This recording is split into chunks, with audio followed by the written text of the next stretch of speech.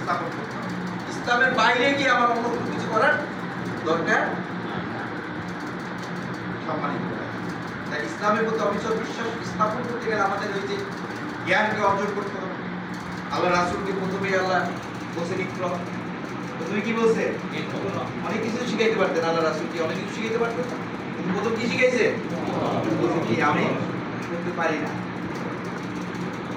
রাসূল বলছে না এটা, বলছে আপনি পড়েন ইকরা, ইকরা বলেন। তখন আল্লাহ রাসূল কি বলছে? যে আমি তো করতে পারি না।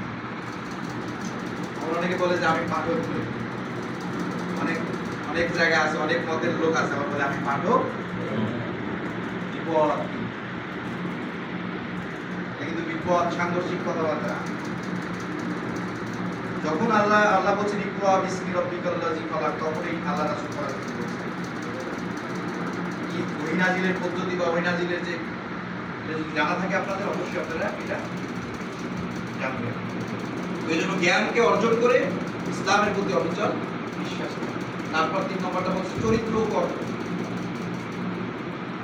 সূরা সফর 3 নম্বর আয়াতের মধ্যে বলছে ইয়া আইয়ুহাল্লাযীনা আমানু লিমা তাকুলুনা মা লা তাফআলুন। হে ঈমানদাররা, তোমরা এমন কোনো কথা বলো না যা তোমরা নিজেরা করো।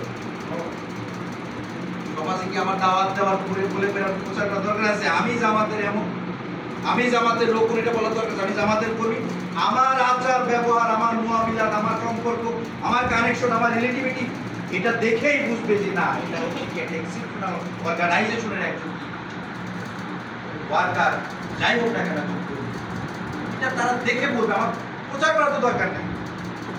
আমি যেটা করবো, আমি যেটা বাস্তবায়ন করবো, সেটাই আমি সমাজে কি করবো?